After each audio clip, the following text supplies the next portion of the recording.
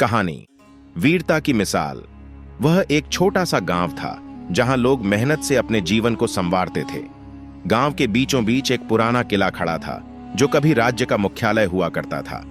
अब वह किला वीरान था, लेकिन गांव के लोग उसकी कहानियों में खोए रहते थे। इन्हीं कहानियों में एक नाम था, राघव सिंह। राघव की वीरता की गाथाएं आज भी गांव में गूंजती हैं और लोग उसे कभी नहीं भूल पाते। राघव एक सामान्य किसान का बेटा था। उसके परिवार के पास जमीन थी, लेकिन यह जमीन बहुत बड़ी नहीं थी। राघव ने छोटी सी उम्र से ही खेतों में काम करना शुरू कर दिया था। उसकी आंखों में एक ऐसा जुनून था जो उसे हमेशा कुछ बड़ा करने की प्रेरणा देता था। लेकिन उसका सपना केवल खेतों तक सीमित नहीं था। राघव को हमेशा से एक सपना था, वह गांव का सबसे अच्छा सैनिक बनेगा। वह किसी दिन अपना नाम इतिहास में दर्ज करवाएगा। एक दिन गांव में एक संदेश आया कि आसपास के इलाके में कुछ दुश्मन सेना आ रही थी। गांव में डर और घबराहट का माहौल था। सभी लोग यह सोच रहे थे कि अब क्या होगा। गांव का प्रधान ठाकुर भैरव सिंह गांव वालों को सांत्वना देते हुए कह रहा था, हमारे पास ज्यादा सैनिक नहीं हैं, लेकिन हमें मिलकर लड़ना होगा। हम अपनी जमीन और अपनी इज्जत की रक्षा करेंगे। लेकिन राघव का दिल कुछ और कह रहा था। उसने ठान लिया कि वह भी इस लड़ाई में भाग लेगा। वह जानता था कि वह एक सामान्य किसान था, लेकिन उसकी वीरता और दिल में छुपी हुई ताकत को किसी भी दुश्मन से ज्यादा ताकतवर बनाना था। राघव ने अपने पिता से अनुमति ली। उसके पिता, जिनका नाम हरि सिंह था, उसे देखकर थोड़ा चिंतित हो गए। उन्होंने कहा, बेटा, तू अभी जवान है, तुझे इस तरह की लड़ाई में क्यों घसीटने की जरूरत है?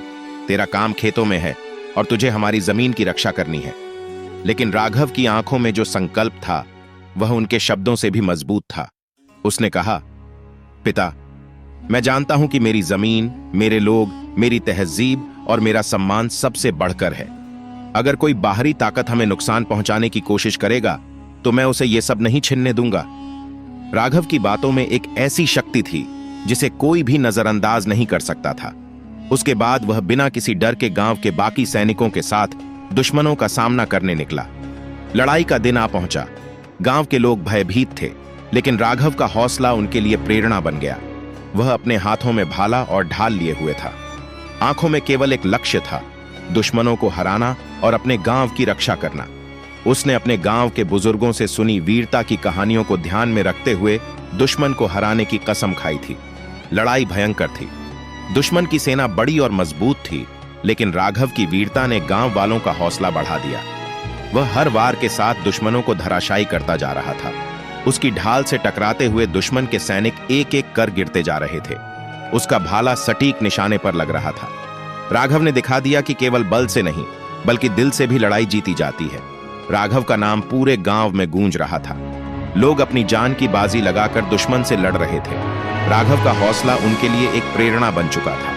वह सिर्फ एक लड़ाई नहीं लड़ रहा था, वह अपनी धरती, अपने लोगों और अपनी संस्कृति की रक्षा कर रहा था। उसकी वीरता में एक खास बात थी, वह कभी नहीं डरता था। उसने कभी हार मानने का नाम नहीं लिया। हर लड़ाई में उसका चेहरा और भी तेज होता गया। उसका नाम गांव के हर बच्चे के दिल में बस चुका था। वह एक नायक बन चुका था। आखिरकार राघव की वीरता और गांव वालों के जज्बे ने दुश्मन को शिकस्त दी। राघव ने न केवल अपनी जमीन और अपने लोगों की रक्षा की, बल्कि उसने सबको यह भी दिखा दिया कि वीरता का असली मतलब क्या होता है। जब लड़ाई खत्म हुई तो राघव खून से सने हुए था, लेकिन उसकी आंखों में संतोष था। उसने देखा कि गांव की धरती पर दुश्मन का कोई भी निशान नहीं था।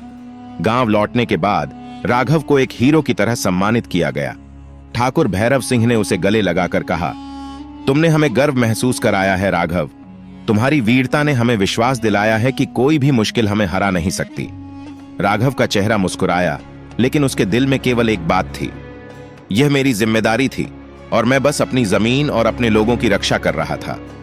समय बीतता गया और राघव की वीरता की गाथाएं गांव-गांव, शहर-शहर गूंजने लगीं। लोग उसकी बहादुरी को याद करते हुए उसे अपने बच्चों को सुनाते थे। राघव ने न केवल एक युद्ध जीता, बल्कि वह गांव की वीरता का प्रतीक बन गया। वह न केवल अपनी जमीन, बल्कि अपने लोगों के दिलों में हमेशा के लिए जीवित रहेगा। राघव की कहानी हमें यह सिखाती है कि वीरता सिर्फ लड़ाई में नहीं होती, बल्कि अपने आदर्शों और अपने लोगों के लिए संघर्ष करने में भी होती है।